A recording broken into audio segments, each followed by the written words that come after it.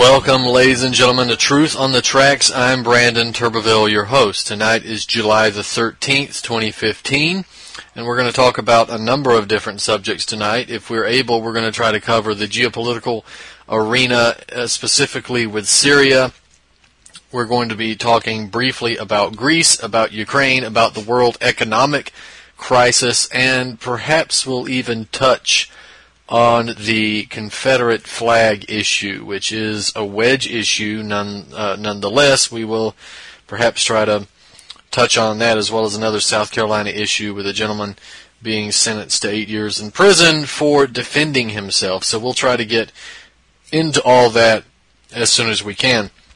Now, just to remind everyone that if you want to stay on top of my work, then you can catch my articles as they come out at activistpost.com and naturalblaze.com. Truth on the Tracks, of course, here every Monday night at 9 p.m. Eastern Standard Time here on ucy.tv.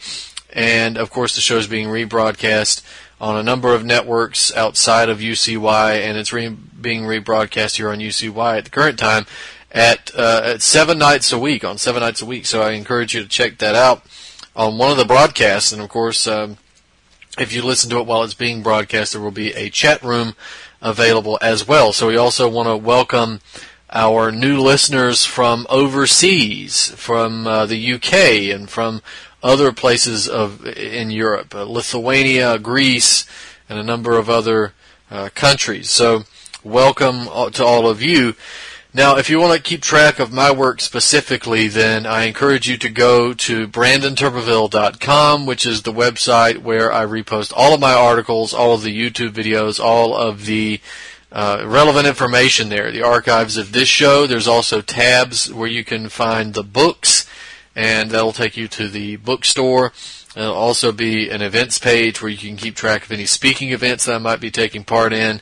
And again, as I said, contact information there. All the relevant information at brandonturbeville.com. I've gotten a lot of good feedback over the last few weeks. A lot of people seem to be very interested in the broadcast that I did regarding the sexual abuse scandals, the satanic ritual abuse issues, and perhaps we'll touch on that again in the future. But we've got to take a look at current events. Also got a lot of positive feedback about last week's show where we talked about economic solutions for Greece. So we're going to talk about economic solutions again here in the future. And keep in mind that as the election cycle continues to heat up, we're going to be talking about economic solutions quite a bit more. So there's some things that are in the works, and we're going to try to reach out to other interested parties who are active in the political arena, shall we say, and there'll be more on that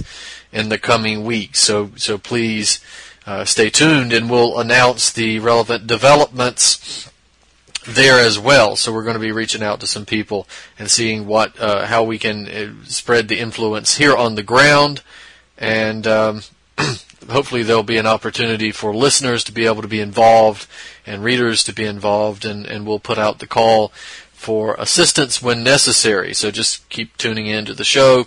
And if you miss the show and you're not able to catch it on the regular broadcast, then again, brandonturbeville.com is where I post the archive every week. And of course, you can always go to the show page here at ucy.tv and find my show at ucy.tv/TT for Truth on the Tracks, and you'll find the archive MP3s on the left, and you'll find the YouTube videos on a list toward the bottom of the page. You can watch the archives there as well. So enough with the plugging of the articles and the books and the show. We're going to move into some of what we need to discuss.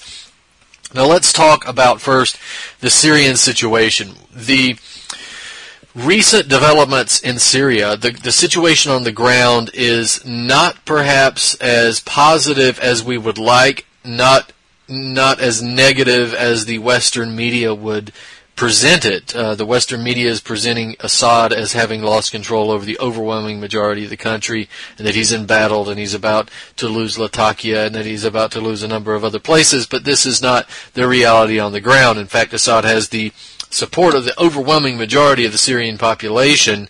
He is embattled on a number of different fronts. keep in mind that when you look at the territory that's controlled by ISIS, for instance, or its related terror organizations, they're one and the same. Keep in mind when you look at the map and you see where the government controls a certain amount of territory, and then you see on the other color-coded section where the rebels or the ISIS fighters or Nusra control the other areas. What you'll notice that they control a lot of these areas in three places. The border with Turkey, and that is, of course, the reason they control so many areas in the border with Turkey is because that's where they're coming in from, right? These death squads are being shipped in through Turkey, and so they have a large presence there on the Turkey-Syrian border. And, of course, the second location that they maintain a constant presence is the Jordanian-Israeli-Syria border, right? So, again, an area where death squads are flooding in from Israel and Jordan. The third area where they maintain a high presence is, of course, the eastern area of Syria, the Raqqa province, for instance. Now, if you look at that, what you'll see is that this is mostly desert. These areas are mostly barren desert areas. So the real battle here is in the west of Syria to clean up the death squad presence in the major cities. And then, of course, you've got other cities, major cities in the southern and northern provinces, and a few in the eastern provinces that need to be dealt with. Once those are dealt with and the control is reestablished in these areas and improved upon in these areas and sort of fastened down in these areas, then the ability to wipe the death squads out through where the areas of territory that they hold in the eastern part of Syria and these deserts is going to be a lot easier. But they're trying to jockey for control for the most significant areas. So this is just to look at the map and see landmass is a deception, right? Because it's not landmass that really counts. You can have more landmass in, for instance, the deserts of Nevada, but you would have less control over a population if you control an area in the desert of Nevada than you would in New York City, for instance. And of course, we know if you look at the United States, New York City would be a much more strategic area to control than it would be in the desert of Nevada, for instance, in a military confrontation. So this is the same situation that we have in Syria.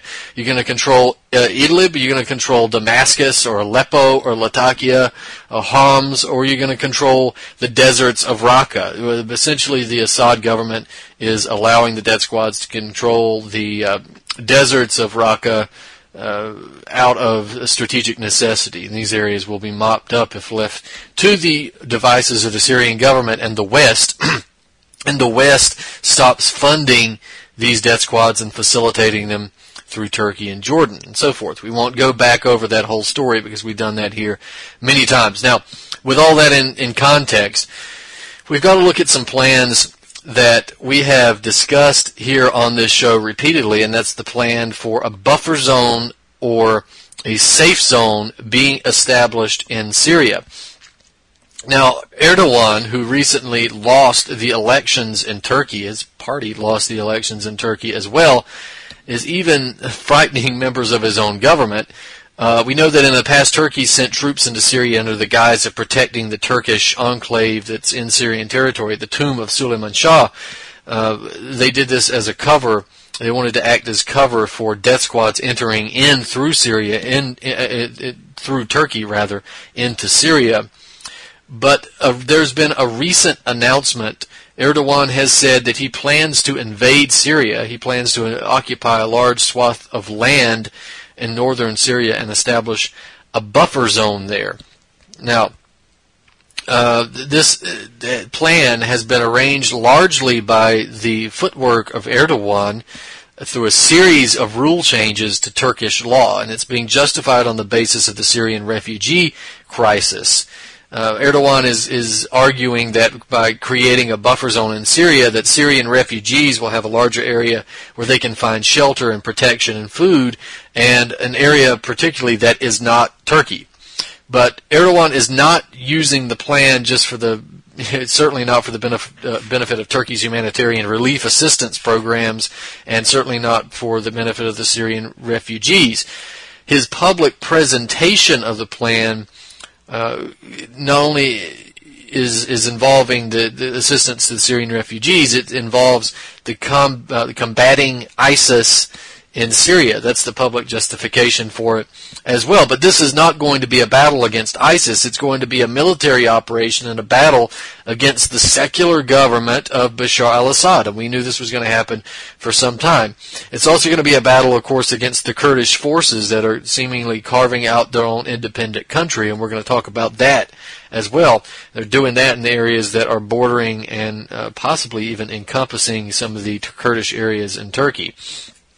But this military operation to fight ISIS, that would be counterproductive to Erdogan and the Turkish government, since it's been Turkey and Erdogan that have been funding and arming and training and facilitating and providing intelligence, not just direct provisions of intelligence, but actual forces on the ground, actual Turkish special forces on the ground.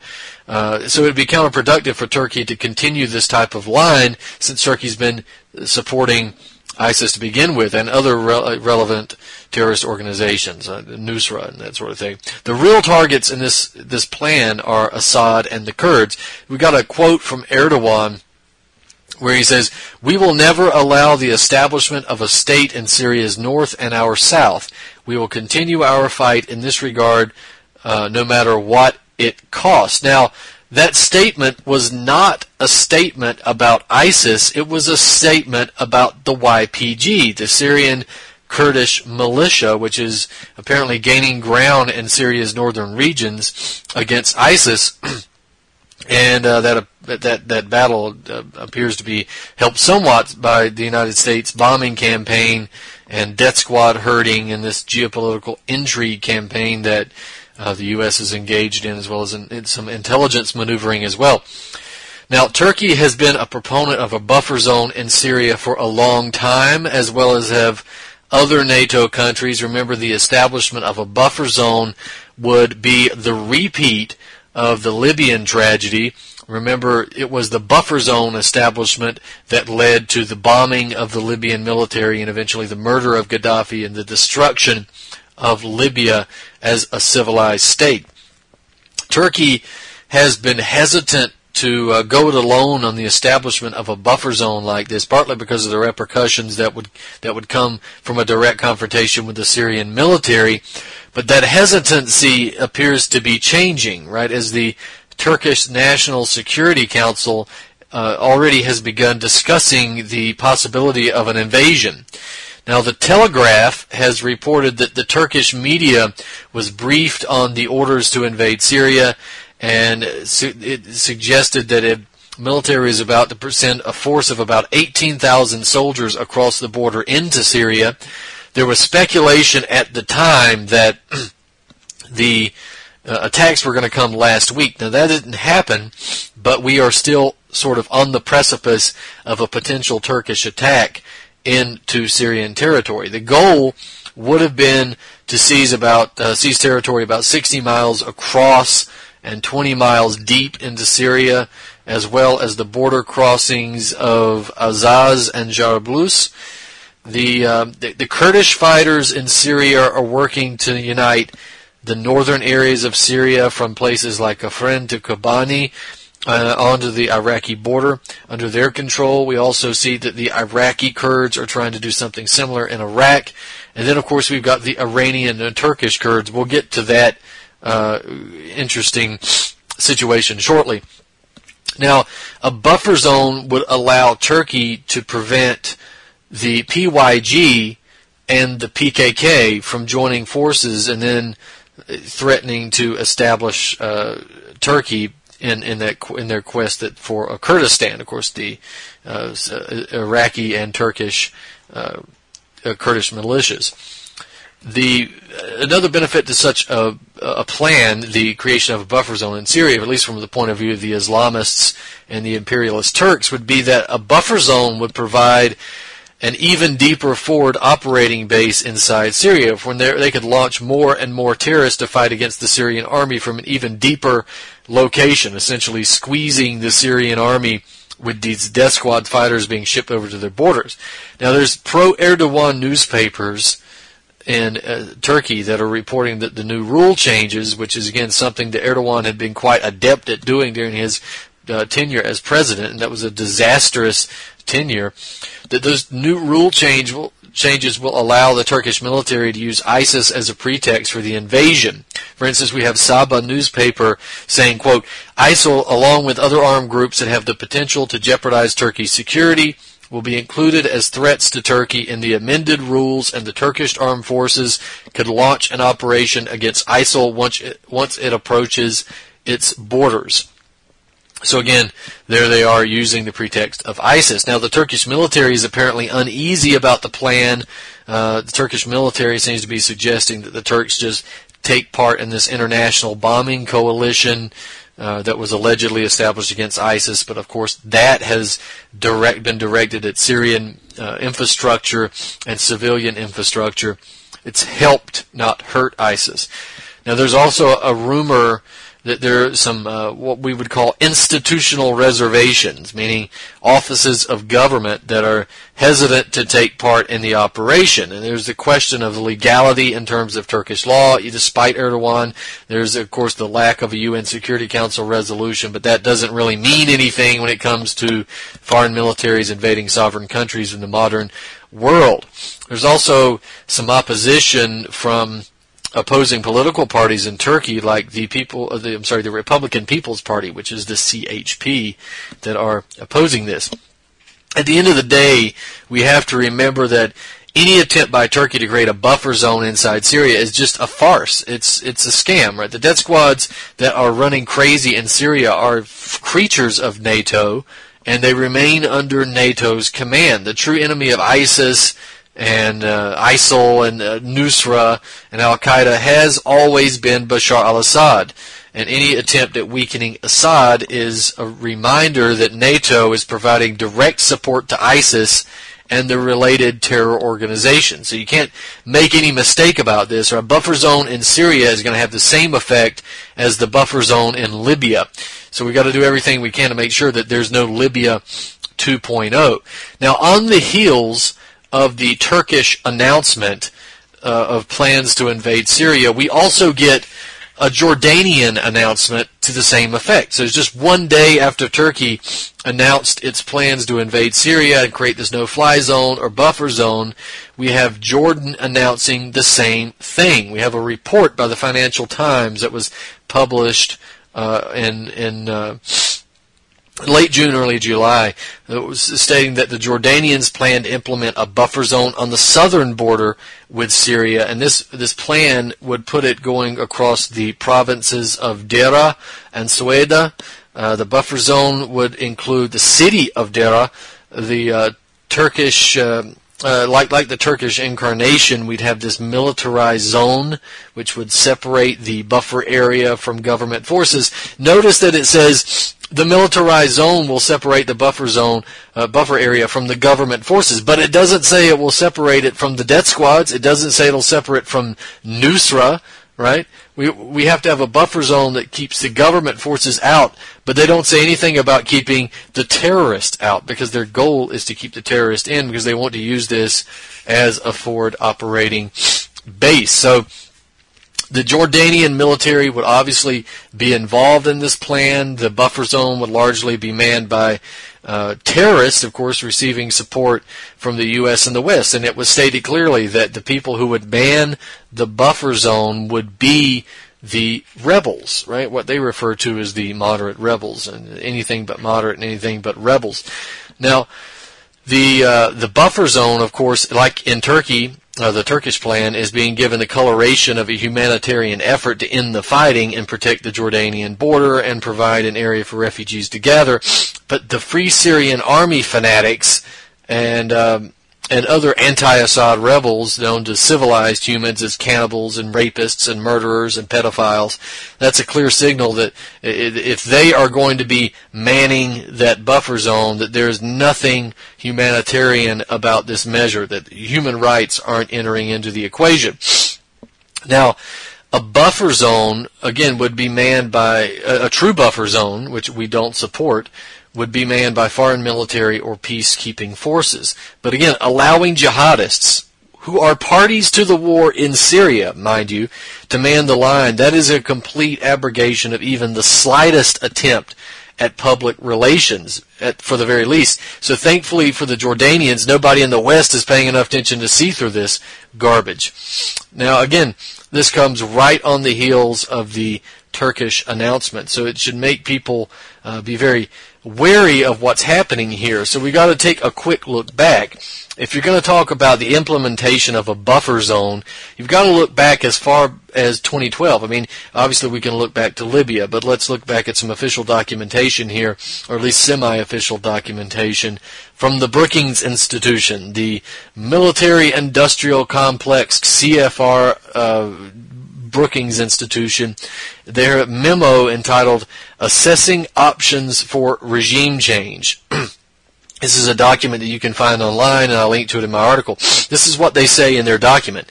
An alternative is for diplomatic efforts to focus first on how to end the violence and how to gain humanitarian access, as is being done under Annan's leadership. This may lead to the creation of safe havens and humanitarian corridors, which would have to be backed by limited military power. This would, of course, fall short of U.S. goals for Syria and could preserve Assad in power.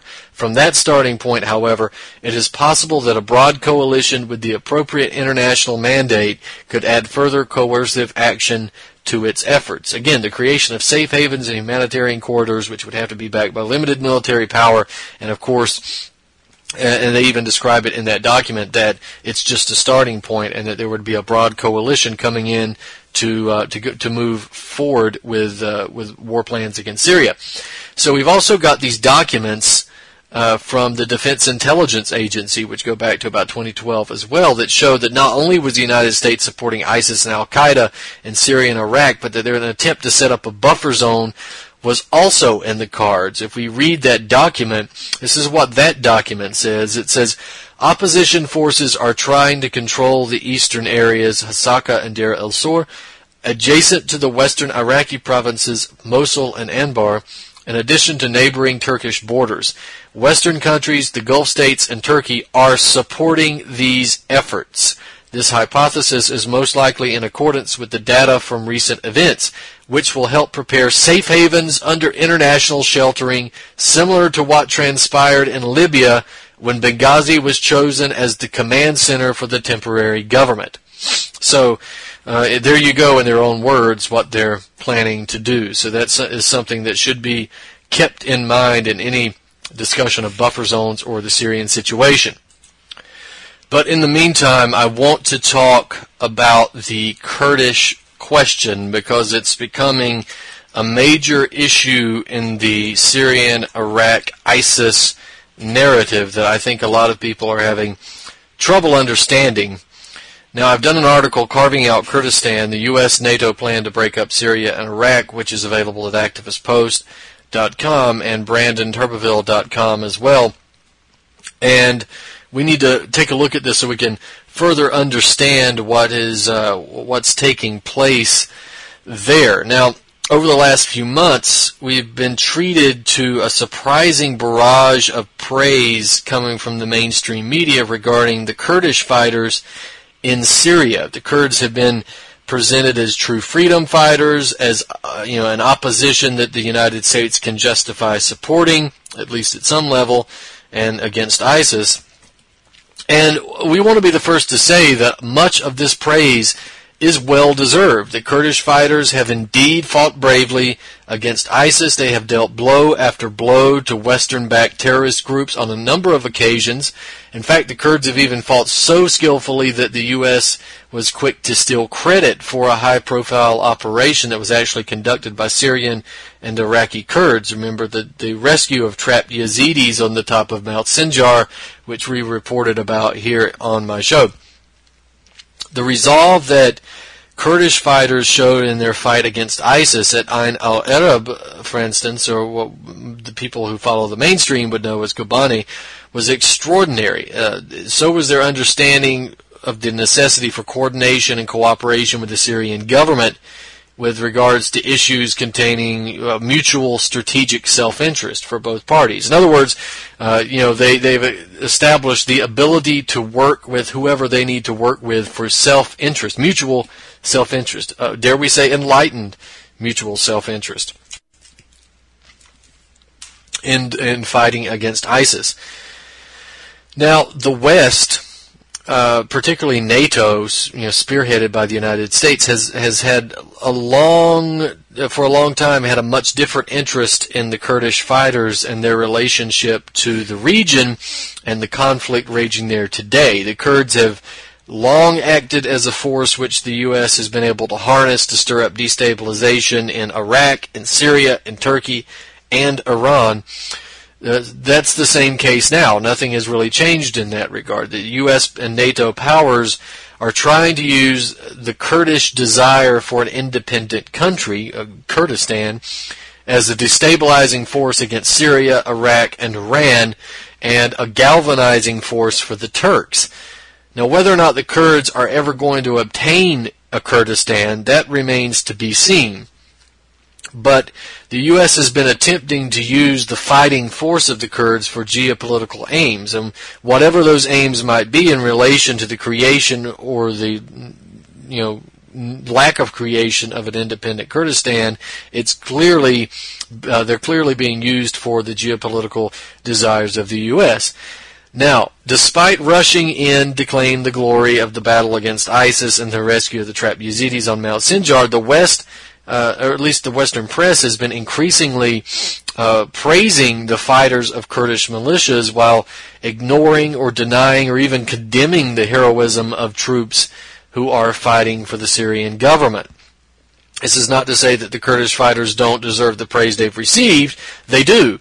But when you consider the fact that the individuals the Kurdish fighters are fighting are actually controlled by NATO and the U.S., you got to see where this becomes a little more obvious that there's an agenda to this recent upsurge in praise for Kurdish fighters, because the Western press has not been supporting the fight against ISIS at all. The Western press has been attacking those very people who have been opposing ISIS. Assad, the Iraqi government, et cetera, Abadi in Iraq, they've all been attacked. Hezbollah, they've been attacked. Suddenly the Kurdish fighters, however, are receiving a large amount of praise in the Western media, and you have to ask yourself, why? Why now?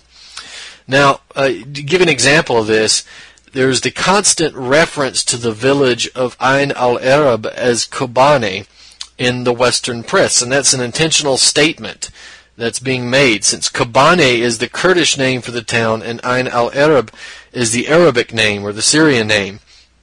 And the rare coverage of heroism of an individual actually fighting ISIS, and we've got the case with Hebron Sinya, is another sign that the Western media is attempting to make heroes of the Kurds while ignoring the heroism of others. And again, we want to be the first to say that Hebron Sinya was indeed a hero. She was a staunch fighter against ISIS. She's earned every bit of honor that's been bestowed upon her. But that being said, the Western media, shall we say, la perfide Angleterre, and the governments it speaks for always has an ulterior motive, whatever stories it decides to report or not report.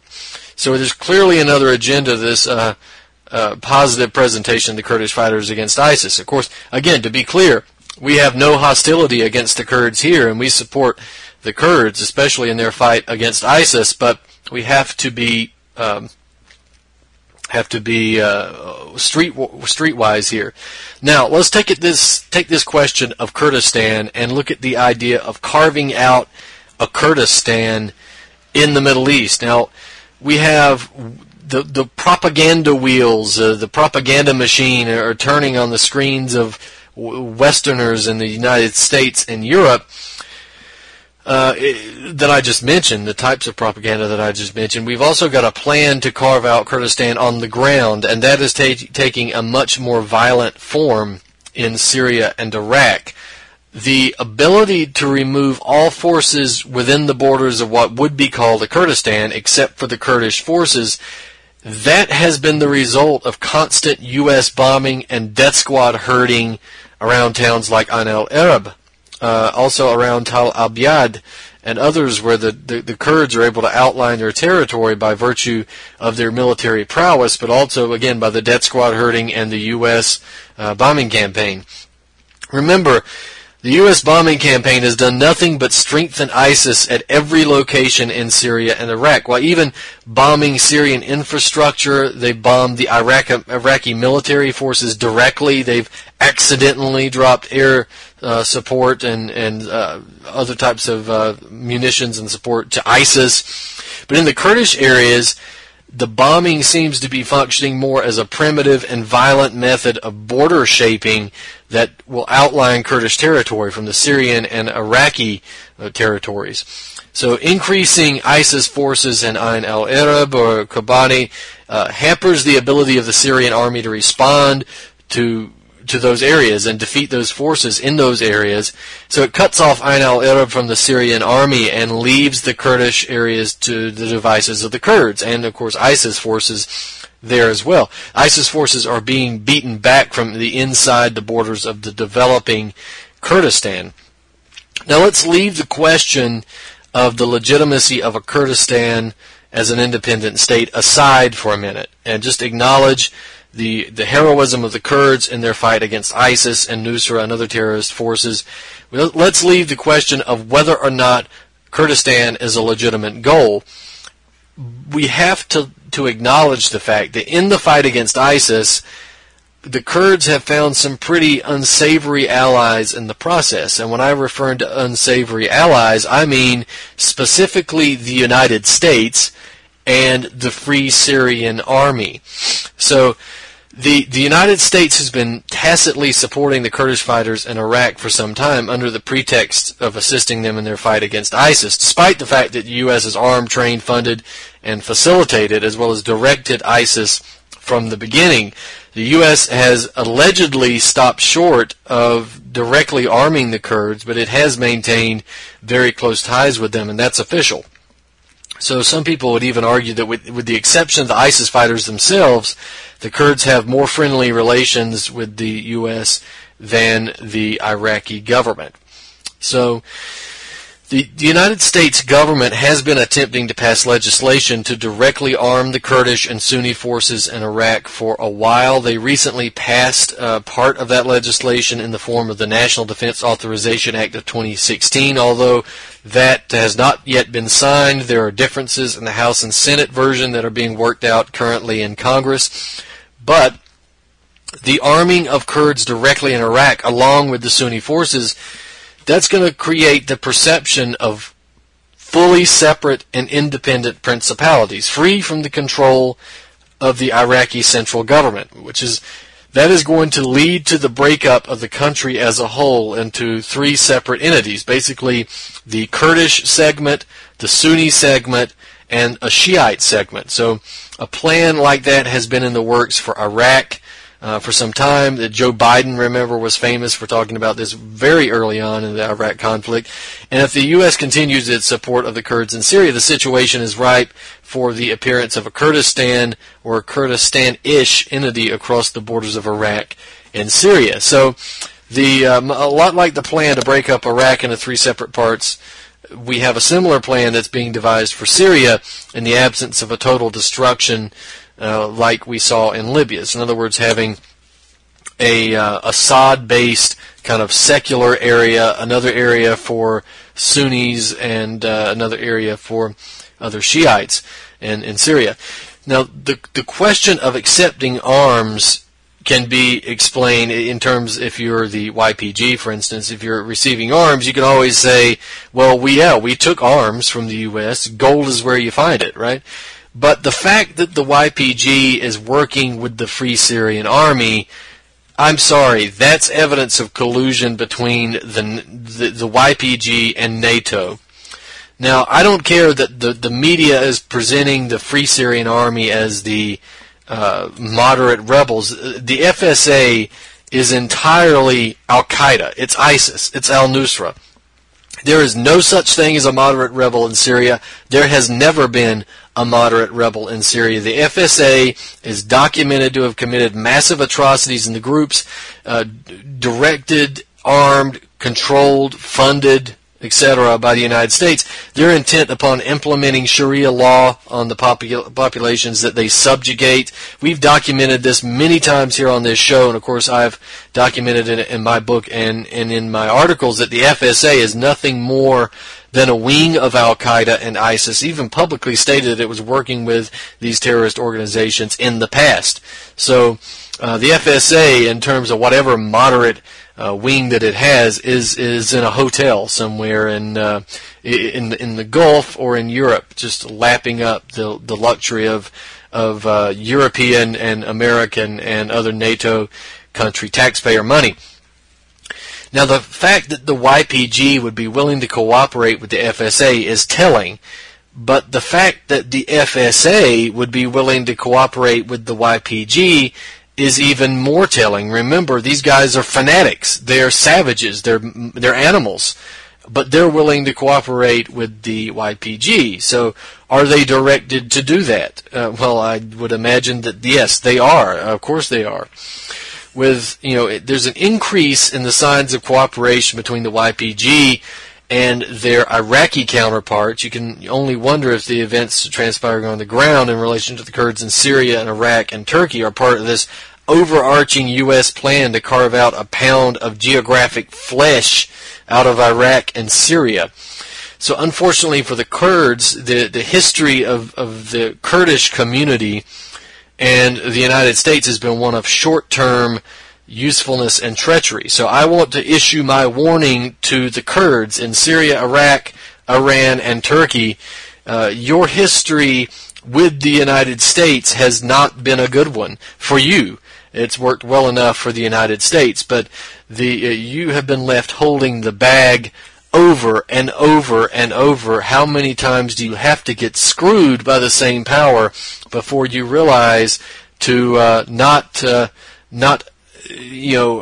align yourself with somebody who has one hand outstretched and a dagger in the other? So I can't see very many situations in which the Kurds actually benefited from supporting any American policy or actions, or where they worked in the service of the U.S. geopolitical agendas, wittingly or not. In almost every single circumstance, the Kurds have provided yeoman service in the name of destabilization and the strategy of tension, but they've been left holding the bag every single time.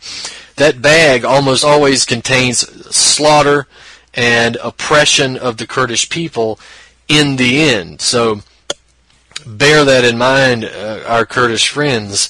Now, I should also mention the Turkish interest in this situation as well, because despite the possibility of the development of an autonomous or even independent Kurdish entity in Iraq and Syria, Turkey is almost certainly not going to allow the formation of a Kurdistan to come from its own territories. The Turks have been fighting for years against a proposal like that, even at the cost of their international reputation and billions of dollars and massive amounts of destruction and loss of life in their war against the Kurds. So this is the gift of Erdogan, right? This possible destabilization and possible violence and violent conflict in the east of Turkey is a gift from Erdogan and his backers that have cooperated with the West and the United States and NATO in attempts to destroy Assad. So you can thank Erdogan for that, and you can thank the Islamist freaks that were able to gain some not moderate, but some substantial amount of power in the Turkish parliament and the Turkish government. Of course, we can also thank George Soros for that as well. But the destabilization of the Kurdish regions are without a doubt going to spill over into Turkey, and that is going to revive dreams of a Kurdistan coming from all of these four countries, right? This is going to pull Turkey in. Now, Erdogan's treacherous and immoral cooperation with the U.S. has proven foolish, and Turkey will be dragged into another quagmire and another war to prevent Kurdistan from becoming a reality if this thing isn't backed away from immediately. So I also have warnings for our Turkish friends in that regard as well. Now, just briefly, I want to bring up the idea that there's no guarantee that a Kurdistan is ever actually going to take shape, because we have a number of different options from the point of view of the world oligarchy. With a Kurdistan, we've got the Brzezinski method of microstates and mini-states becoming realized. In other words, the construction of a weak, impotent state based on ethnicity or religion or some other identity politic, without the ability to resist the will of larger nations or coalitions or banking and industrial corporations, etc. If no Kurdistan is created, you still have the opportunity to use the Kurds for use them as pawns in the strategy of tension and destabilization, and that would continue to exist. It would be a ready-made fallback plan. So you could use that to weaken the region and provide for another avenue to just sink these countries surrounding this phantom of Kurdistan in a regional conflict and war. In other words, basically what we have right now. So the final goal of the Anglo-American Empire regarding the creation of Kurdistan still remains to be seen. The question itself is being used for geopolitical reasons, and that's clear enough. It's almost certain to result in destruction, in destabilization, in oppression, and lower living standards. After all, it always does. So we have to bear that in mind. Now let's move on. I want to briefly mention the Israeli situation. There are reports coming out that the Israelis are now looking for a peace deal with Hamas, and I must say I don't know how credible these reports are, but if they are credible, then I can say that this points to something that's very important, and I can say that this is not beyond the realm of possibility. For people who are sort of layman observers to this, they're going to look out and say, well, wait a minute, now the Israelis don't want peace in the Middle East. They don't want peace for the Palestinians. Certainly, why would they make a peace deal with Hamas? Now, the report, I'm going to explain that. The reports are that Israel and Hamas are holding secret talks over a number of issues. And in fact, one of the reports is coming from none other than the Palestinian Authority president, Mahmoud Abbas. He apparently mentioned this in May 2015. Abbas was visiting Jordan, and he was quoted by a number of media outlets there saying during a dinner with the Jordanian and Palestinian officials that he has a full protocol of these talks between Hamas and Israel. On the other hand, as far as the Israeli authorities are concerned, the Israeli in charge of contacts with Hamas, Major General Yoav Mordecai, who's the coordinator of government activities in the territories, he has not hidden the fact at all that he's quite open to a truce with Hamas, and neither has the chief of staff of the Israel Defense Forces, Lieutenant General Gadi Eisenkot. And he reflects, he says there's a consensus of the Israeli military and intelligence community in this regard. So they are apparently rejecting the idea of a long-term accord with Hamas, but it's certainly interested in talking.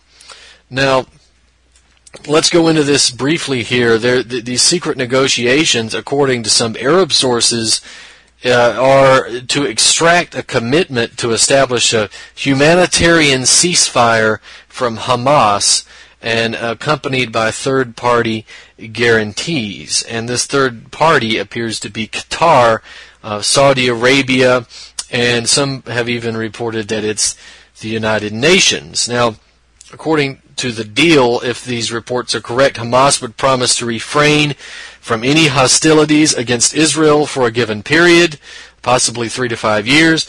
In exchange, Israel would significantly ease its partial blockade on Gaza and take other steps to help Gaza's economy. Right? So a lot of people are saying that this seems unlikely, but there are also reports that these talks might see Israel even reconsider ideas as rejected in the past, like letting a seaport be built in Gaza under external supervision. That deal might, they say that deal at least could appeal to Prime Minister Benjamin Netanyahu, Bibi, because it might enable him to portray last summer's war in Gaza as a long-term achievement instead of just one more movement, one more partial play in an ultimate game that would see the eradication of the Palestinian people. It wouldn't require Netanyahu to really make any major concessions to Hamas, like giving it official recognition or even ceding territory at all. So why would they be doing this? That's the question I know a lot of people are going to be asking. The answer is quite simple, really, because the goal on the part of Israel is not to establish a truce with the Palestinians, and it's not to stop the fighting between this Hamas group and Israel. What it is doing is attempting to cut the knees out from under the Palestinian Liberation Organization, or the Palestinian Authority. In other words, the legitimate recognized head of the Palestinian territories. The legitimate opposition. The reason they are using Hamas, again, making a deal with Hamas, bringing about peace via a deal with Hamas, bringing about economic relief via Hamas, and bringing about economic development via Hamas, legitimizes Hamas. It delegitimizes the Palestinian Liberation Organization. It delegitimizes Mahmoud Abbas. It delegitimizes the Palestinian Authority. So what Israel is trying to do is remove what is legitimately the resistance against the Israelis in favor of Hamas. Now, for a lot of people who are going to be listening, they're going to say, wait a minute, what about, isn't Hamas the resistance? Well, the answer is no, it's not. Hamas is not something to be revered. Hamas is indeed a terrorist organization. Do Hamas groups launch missile attacks into Israel? Yeah, absolutely. Do Hamas groups engage in the killing of Israelis? Absolutely they do. And they do that at very convenient times. They do that at opportunities in which Israel wants to launch another attack into the Palestinian territories. I'll give you another little bit to think about before we move on to another topic.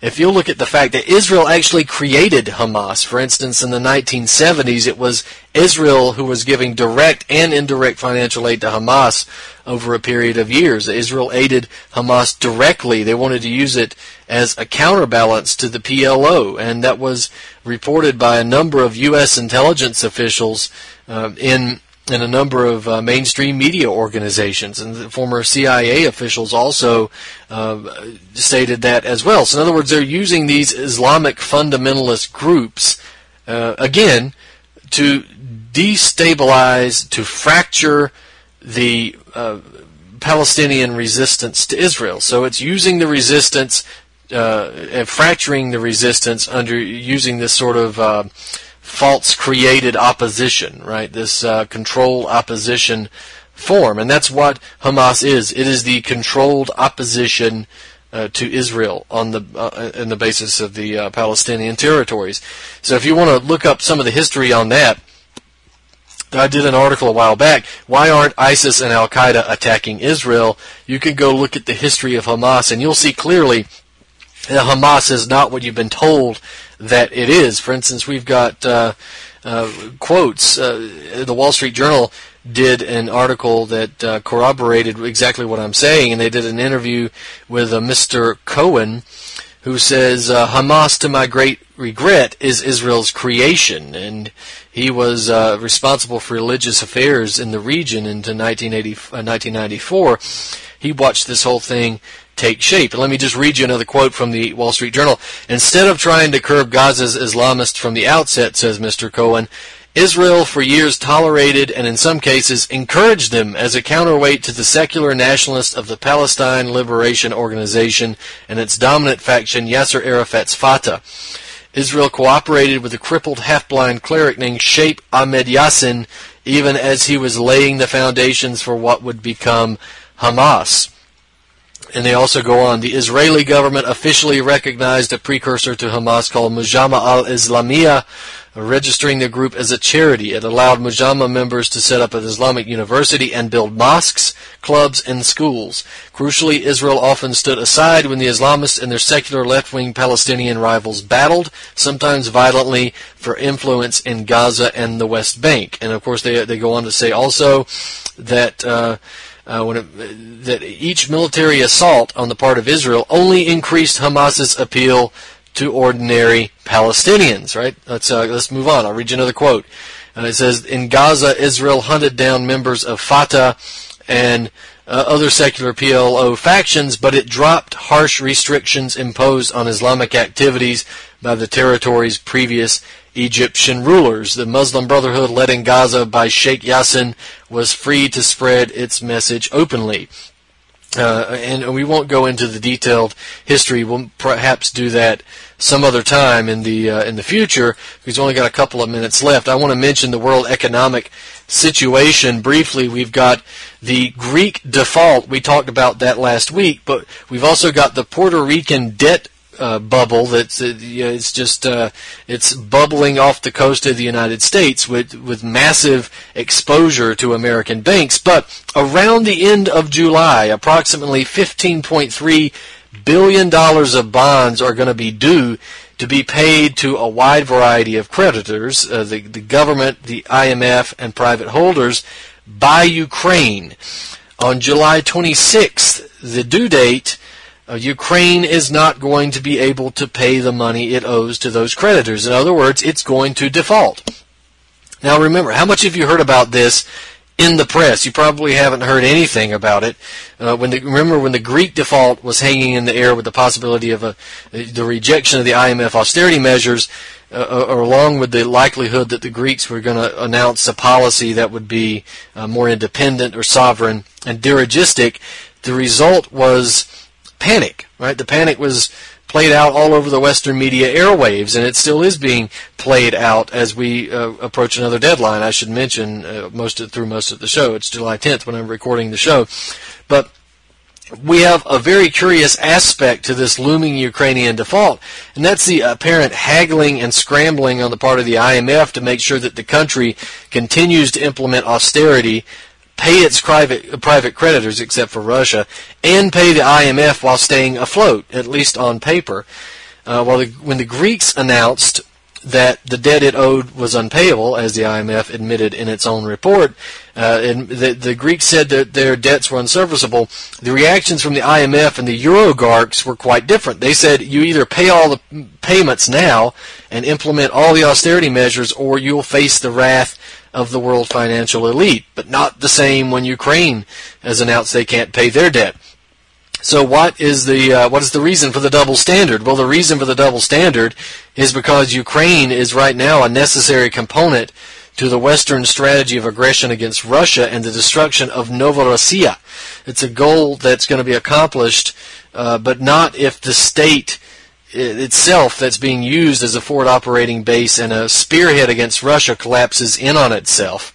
Keep in mind also that the IMF and the Western financier oligarchs have long drooled over the idea of privatizing Ukrainian factories, the farmland, the Black Earth regions, and essential services. That was a process that was already set in motion but would be accelerated if the Ukrainian government defaults on its loans and is offered some type of austerity deal.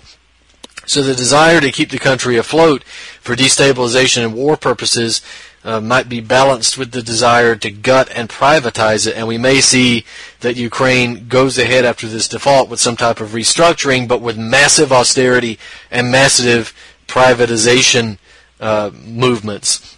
So most of these loans, I should mention, are actually due to private creditors from the U.S. who've refused to take any haircut on the bonds they purchased before the coup took place. The IMF managing director and her deputy have announced that the IMF plans to continue a scheduled $17.5 billion support program as long as the country continues to implement the austerity policies and the restructuring requirements. So we don't know what exactly is going to happen in Ukraine. Perhaps we can talk about this a little more in the coming weeks. Now, just briefly, we've only got a couple of minutes. I want to touch on the Confederate flag issue here in South Carolina. Now, the flag came down off of the State House grounds today, July 10th, and the flag issue has been a wedge issue. It's been a major issue in South Carolina, total wedge issue. Nobody was talking about the flag before the shooting. After the shooting, it was a massive, major media campaign to divide the United States and to divide the races. That being said, the flag, of course, really should have been brought down. The flag has not been up there for 150 years. It's been up there for about 60 or less. It was put up in 1962 as a response to the civil rights movement, and it was an affront. The compromise was then made to take the flag off of the State House Capitol dome and put it on the State House grounds along with an African American memorial. Well, now the compromise has been made. The compromise is now null and void because the flag is gone. So we should also eliminate and remove the African American memorial. Of course, we won't hear anybody talking about that because that's politically incorrect to do it. So I support taking the flag off of the State House grounds. I support removing the African American memorial from the State House grounds as well, and let's move on. The question of the free speech issue is another major important question, much more important than whether or not the flag was on the State House grounds. The question of certain things being removed from television stations, certain things being banned, the racial tension, all of this has been inflamed, of course, by groups like the Black Lives Matter crap and the KKK. All of this is a wedge issue. All of this has been designed to divide blacks and whites in the South, in the North, and all across the country. It's a major division tactic. While you were worrying about a silly flag, there were much more important things happening. Stop worrying about a damn flag. Start worrying about the fact that you've got 25% unemployment. Start worrying about the fact that your government is murdering millions of people overseas. Start worrying about the fact that you're being forced to take toxic vaccinations against your will. Start worrying about things that matter and forget the flags. Ladies and gentlemen, tonight has been Truth on the Tracks. I'm Brandon Turbeville. We'll see you next week.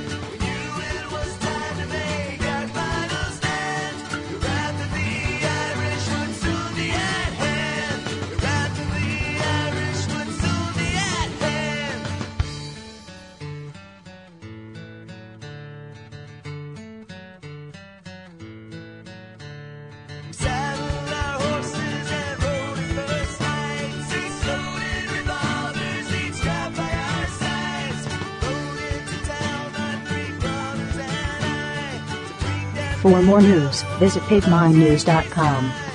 This is Ozzy Skateboard, and you're listening to UCY.tv.